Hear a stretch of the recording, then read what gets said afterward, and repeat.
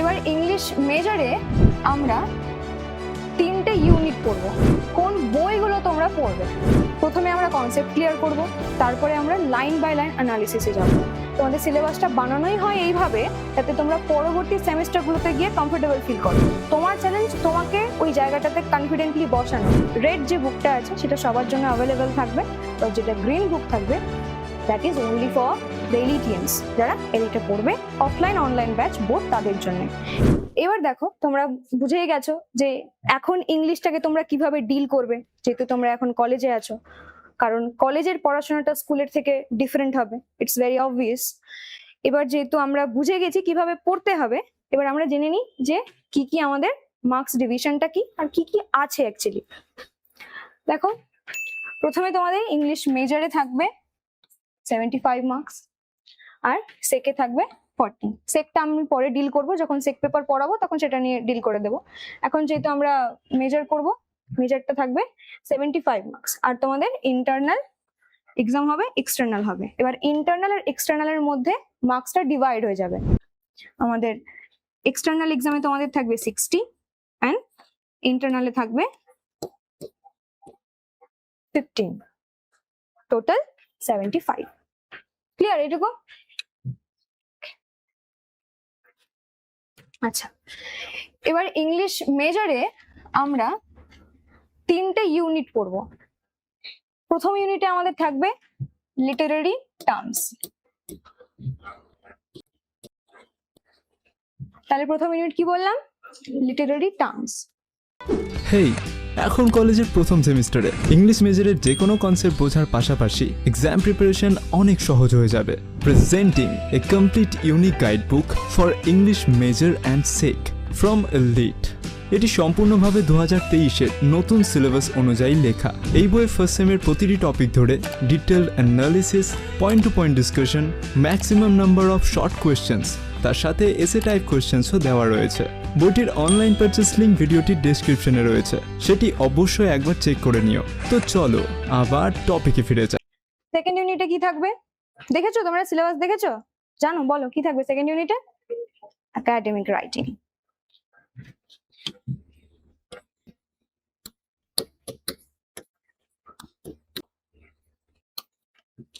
And third unit, presentation.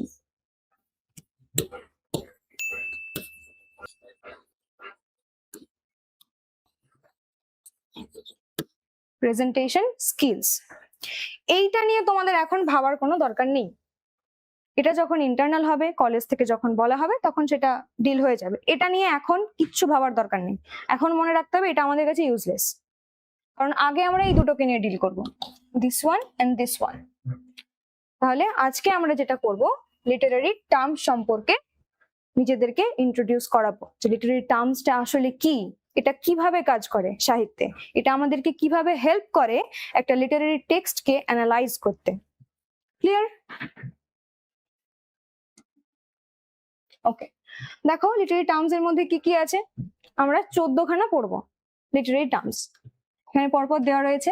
Persona পড়বো আমরা প্রথমেই, আজকেই পড়বো persona. Then genre, image, symbol, epic, lyric, novel, comedy, tragedy, character, connotation and denotation, irony, narrative and narratology, and point of view. Clear to all? বোঝা যাচ্ছে? ওকে, তাহলে এই 14খানা Literary টার্মসের সঙ্গে আমাদেরকে ডিল করতে হবে। আমরা প্রত্যেকটা ধরে ধরে পড়বো। প্রথমে আমরা কনসেপ্ট ক্লিয়ার করব, তারপরে আমরা লাইন বাই লাইন অ্যানালিসিসে যাব। কেন লাইন বাই লাইন অ্যানালিসিসটা দরকার? যাতে এক্সাম দিতে গিয়ে এটা মনে না হয় এইটা তো আমার হয়নি, এই জায়গাটা তো মিস করছি। নিজেকে এক্সাম দেওয়ার আগে না কনফিডেন্ট ফিল করানোটা আরো বড় চ্যালেঞ্জ। এক্সামে এক্সামিনারের যে কোয়েশ্চেনটা সেট করেছে সেটা যেন তোমাকে চ্যালেঞ্জ ফেস করাতে না পারে। তোমার চ্যালেঞ্জ তোমাকে ওই জায়গাটাতে কনফিডেন্টলি বসানো। আমি সব জানি, আমি অন্তত সব পড়ে এসেছি, আর যদি নাও পড়ে আসি, যতটুকু পড়েছি দ্যাটস এনাফ। আমি যা পড়েছি তার বাইরে কিচ্ছু আসবে না, আমি যেটুকু পড়েছি তার মধ্যে থেকে আসবে, অন্তত আমি তাই লিখবো, আর আমি ভালো মার্কসও পাবো। নেক্সট, তারপরে একাডেমিক রাইটিং এ আমরা পড়বো। দেখে নাও, রাইটিং প্রসেসেস থাকবে, প্রত্যেকটা ডিটেলসে পড়ানো হবে। দেন তারপরে টপিক গুলো দেখো, কোর টপিকস কি কি থাকছে। convention of academic writing, summarizing, paraphrasing, critical thinking in writing, argument in writing, and citing resources. Clear? এখন হয়তো মনে হচ্ছে এত কিছু কিভাবে হবে, যখন আমরা ধীরে ধীরে এক একটা কনসেপ্টকে ধরে ধরে এগোবো, যখন একটা করে কনসেপ্ট ক্লিয়ার হবে না, নেক্সটটা পড়তে আরো ইন্টারেস্টিং মনে হবে। যেটা তো হয়ে গেল, এবার এটা দেখি হোয়াট নেক্সট। যখন আমরা ইনস্টাগ্রাম স্ক্রোল করি কেমন মনে হয়, হোয়াট নেক্সট। তখন পড়তে পড়তেও যেন সেটা মনে হয়, সেই ভালো লাগা নিয়ে পড়তে হবে। আমি পড়ার জন্য পড়ছি, আমাকে কেউ প্রেসারাইজ করেছে আমি এখন কলেজে পড়ি আমাকে পড়তে হবে, তার জন্য না। আর আরেকটা কথা মাথায় রাখবে, নিজেকে, নিজের সাহিত্যের যে জ্ঞানটা আছে সেটাকে বাড়ানোর জন্য পড়বে, তাহলে কখনো বার্ডেন মনে হবে না যে আমার সিলেবাসে এই কটা দিয়েছে এটা কোনো রকম আমি পড়ে শেষ করে দেবো। না, যা দিয়েছে তার সবটা যেন আমি পড়তে পারি। ফার্স্ট সেমে আমাকে যা যা অ্যাসাইন করা হয়েছে সিলেবাসে তার সবটা আমি পড়বো, যাতে সেকেন্ড সেমে গিয়ে আমার এটা মনে হয় যে আমি ফার্স্ট সেমে সব পড়ে এসেছি। কারণ এটা কিন্তু রিলেটেড। সাহিত্য কিন্তু এমন না তুমি আজকে একটা টার্ম পড়লে সেটা তোমার কোনোদিন কাজে আসবে না। তোমাদের সিলেবাসটা বানানোই হয় এইভাবে যাতে তোমরা পরবর্তী সেমিস্টার গুলোতে গিয়ে কমফোর্টেবল ফিল করো। এখানে কিছু মিস করা মানে পরবর্তীতে গিয়ে কিন্তু সেটা নিয়ে তোমাদেরকে ফেস করতে হবে প্রবলেম। এটাই তোমাদের জন্য বেটার হবে, যেটা যখন হচ্ছে অন টাইম পড়ে নিতে হবে। ওকে, আচ্ছা এবার তোমাদের কোন বইগুলো তোমরা পড়বে এটা মাস্ট পড়তেই হবে। Glossary of literary terms, M A. Abrams, আমরাও পড়েছি আমাদের সময়, এটা পড়তেই হবে। শুধুমাত্র এখন না, পরবর্তী যখন মাস্টার্স করবে তখন এটা পড়তে হবে, নেট সেট দেবে তখন এটা পড়তে হবে, এটা পড়তেই হবে। দেয়ার ইজ নো ওয়ে, এটা পড়তেই হবে। এটা লাইন বাই লাইন অ্যানালিসিস পড়ানো হবে এখানে, সেটার চাপের কিছু নেই। নেক্সট হচ্ছে এলিট থেকে যে বইটা প্রোভাইড করা হবে, দুটো বই প্রোভাইড করা হবে, স্যার বললেন কিছুক্ষণ আগে। সেই দুটো বইয়ের মধ্যে রেড যে বুকটা আছে সেটা সবার জন্য অ্যাভেলেবেল থাকবে, বাট যেটা গ্রিন বুক থাকবে that is only for the Elitians, যারা এলিটে পড়বে, অফলাইন অনলাইন ব্যাচ বোথ তাদের জন্য। সেই বইটা যদি তোমরা পড়ো ইন ডিটেলসে সবটা ক্লিয়ার করে দেওয়া আছে, আর যেটা নেই সেটার জন্য আমি আছি, সেটা এখানে ক্লাসে করে দেবো। ওকে, ক্লিয়ার? বই কি কি পড়তে হবে, বই নিয়ে ডাউটস নেই তো? কলেজে ওঠার পর স্টুডেন্টদের মধ্যে সব থেকে বেশি কনফিউশন থাকে কি পড়বো। পড়তে তো চাইছি, স্কুল থেকে সদ্য পাস আউট হয়েছি, কলেজে এসেছি, পড়তে চাইছি, বাট কি পড়বো এইটা নিয়ে যেন কনফিউশন না থাকে। নিজে যদি সেলফ স্টাডি করতে চাও, সেলফ স্টাডির থেকে বড় কিছু আর হয় না, নিজে পড়লে সব থেকে বেস্ট। টিচার গাইড যারা থাকে তারা হেল্প হিসেবে থাকে, বাট নিজেকে যে নিজে হেল্পটা করবে ওটার কোনো তুমি অল্টারনেটিভ খুঁজে পাবে না। ওই হেল্পটা খুব পার্সোনাল, কারণ তুমি কতটা জানো আর কতটা জানো না ওটা তোমার থেকে ভালো কে জানবে। তুমি টিচারের সামনে বলতেই পারো যে হ্যাঁ ম্যাম এটা হয়ে গেছে, আর তোমার মাথায় যদি এটা থাকে যে না এখন তো হলো না, বাড়ি গিয়ে মনে হয় একবার দেখতে হবে, তো যদি দায়িত্ব সহকারে একবার দেখে নাও, কে বেনিফিটেড হবে? যে পড়বে, যে সিরিয়াস থাকবে। ওকে, ক্লিয়ার? ওকে, এবার ক্লাসের কথা কিছু বলে দিই। তোমাদের প্রতি সপ্তাহে 3 দিন ক্লাস হচ্ছে, 2 দিন ক্লাস হবে আর 1 দিন এক্সাম হবে। যা পড়ানো হবে তাই থেকে এক্সাম হবে, ভয়ের কিছু নেই। যা পারবে সেটাই লিখবে, পড়ে আসবে, ডেফিনেটলি নিজে পড়ে এসে দায়িত্ব সহকারে এক্সামটা দেবে। তারপরে তোমাদের যদি মনে হয় যে না আমি এটা এক্সাম দিতে গিয়ে এই জিনিসগুলো ফেস করলাম, এক্সামটা নেওয়ার মানে কি বলতো, এত এক্সাম দেবে না প্রত্যেক সপ্তাহে, এক্সামের ফিয়ারটাই কাজ করবে না, যে পরীক্ষা বলে একটা ভয়। তখন মনে হবে যে হ্যাঁ আমি কোয়েশ্চেন চাইছি, কারণ আমি প্র্যাকটিস করে এসেছি, আমি পারবো, আমি ডিল করে নিয়েছি। আমি মেন এক্সাম দেওয়ার আগে বহু এক্সাম বা কোয়েশ্চেনের সঙ্গে ডিল করে নিয়েছি, তো আমার সেখানে কোনো প্রবলেম নেই। ওকে, আরেকটা কি হয়, যখন তুমি কোনো আনসার লিখছো তুমি জানো ব্যাপারটা, গুছিয়ে লিখতে পারা যায় না, অনেক সময় প্রবলেমটা ফেস হয়। আমি জানি কনসেপ্টটা কি বলতে চাইছে, আমি জানি, কিন্তু কতটা লিখবো, কোথায় গিয়ে আমাকে থেমে যেতে হবে যে না এর থেকে বেশি এইখানে আর দেওয়া যাবে না, আমাকে পরেরটাই যেতে হবে। এই জিনিসগুলো যদি এক্সাম না দাও তাহলে শিখতে পারবে না। Practice makes a man perfect, exactly.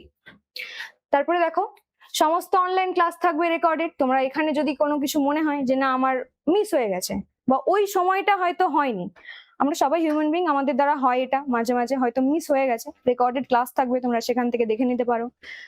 ওকে, আর এখানে বলা হয়েছে দেখো যারা ব্যাচ জয়েন করবে তাদের জন্য শুধুমাত্র একটি বই থাকবে।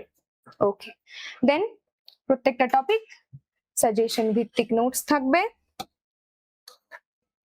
ইংলিশ মেজরের জন্য কোয়েশ্চেন ব্যাংক থাকবে, এটা ভেরি ইম্পর্টেন্ট। যখন কোনো কনসেপ্ট এখানে পড়ানো হয়ে যাবে, তুমি এক্সাম দিতে আসবে, তোমার এক্সাম ডেট দেওয়া হয়েছে, এই কোয়েশ্চেন ব্যাংকটা ধরে চেষ্টা করবে তুমি আনসার করতে পারছো কিনা, নিজেকে টেস্ট করো আগে। নিজে যদি নিজের টেস্টে উতরে যেতে পারো, যে কোনো টেস্টেই উতরে যেতে পারবে, ওটা কোনো ব্যাপারই না। নিজেকে টেস্ট করো। আমি এই কনসেপ্টটা পড়েছি, ইভেন আজকেও তোমরা যেটা পড়বে, তারপরে কোয়েশ্চেন ব্যাংক হয়েছে, বই অ্যাভেলেবেল হয়নি হয়তো এখনো। বই দেওয়া হয়েছে? হয়নি। বই দেওয়া হবে, যখন দেওয়া হবে কনসেপ্ট ক্লিয়ারের পর কোয়েশ্চেন ব্যাংক থেকে চেষ্টা করবে নিজে পারছো কিনা করতে।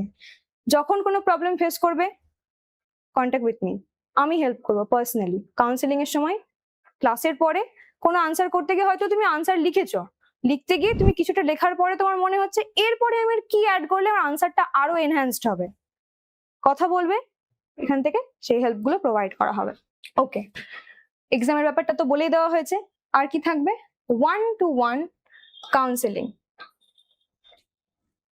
যদি সবার মধ্যে কোনো প্রবলেম বলতে অসুবিধা হয় যে না আমি এটা শেয়ার করতে পারছি না, অনেক সময় হয় পড়তে গিয়ে তুমি হয়তো কনসেপ্টটা বুঝতে পারছো, বাট সেটাকে কিভাবে কাজে লাগাবে, রিয়েল লাইফের এক্সাম্পল গুলো কিভাবে আনবে।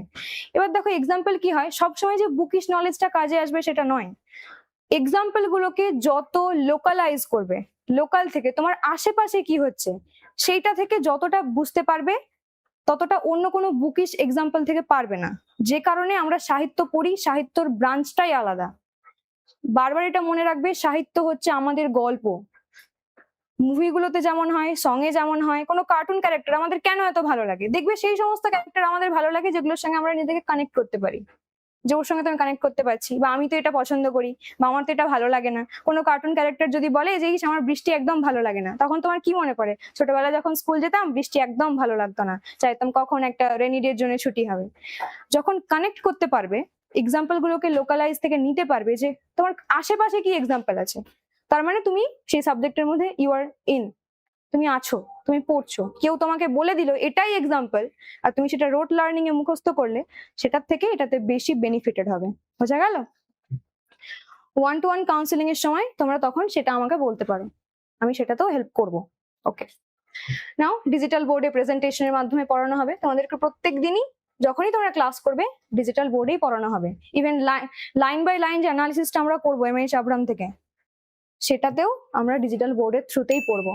অনেক সময় ফোন থেকে পড়লে অসুবিধা হয়, অনেক সময় ডিস্ট্রাকশন আসবে, হয়তো একটা নোটিফিকেশন এলো, তোমরা হয়তো সেখান থেকে বেরিয়ে গেলে, সেটার কোনো চান্স নেই। একদম ফোকাসড হয়ে ডিজিটাল বোর্ডের থ্রুতেই আমরা প্রেজেন্টেশনের মাধ্যমে পড়বো, কারণ আমাদের মেইন উদ্দেশ্য হচ্ছে আগে কনসেপ্ট ক্লিয়ার করব। তুমি লাইন বাই লাইন কোনো জিনিসকে পড়ছো, সেটা তারপরে তোমার কি স্টেজ হবে, তারপরের স্টেজটা কি, সেটাকে বোঝা। পড়ে নিয়েছো, এবার তুমি বুঝবে, কিভাবে বুঝবে? কনসেপ্ট যদি ক্লিয়ার না থাকে, আগে কনসেপ্ট ক্লিয়ার করো, তারপর পড়ো, তারপরে সেটাকে অ্যানালাইজ করো যে তুমি কতটা বুঝেছো। ওকে, নেক্সট আমাদের যেটা থাকবে, অনলাইন ব্যাচ জয়েন করবে তাদের জন্য লাইভ এন্ড রেকর্ডের ব্যবস্থা। ক্লিয়ার? একদম মাথাতে এগুলো পরিষ্কার ভাবে রেখে দাও যে কি কি হবে। তুমি এখানে পড়তে এসছো, আর তোমাদেরকে এটা আরো বেশি জানতে হবে, কারণ তোমরা নতুন, একদম সদ্য কলেজে এসছো, সাহিত্য জগতে ঢুকছো। তুমি কি কি ভাবে বেনিফিটেড হবে ওটা তোমাকে জেনে নিতে হবে, সেটা তোমার দায়িত্ব। এই জিনিসগুলো যদি এখন মিস করো, হ্যাঁ পরে জেনে যাব, হয়ে যাবে, পরে গিয়ে মনে হবে আগে জানলে ইউজ করতে পারতাম। কোনো জিনিসকে ব্যবহার করতে জানার আগে তোমাকে জানতে হবে সেটা কি তোমার কাছে অ্যাভেলেবেল আছে, যদি থাকে তবে তো তুমি ইউজ করবে। তো সেগুলো সম্পর্কে সবসময় অ্যাওয়্যার থাকবে। ওকে।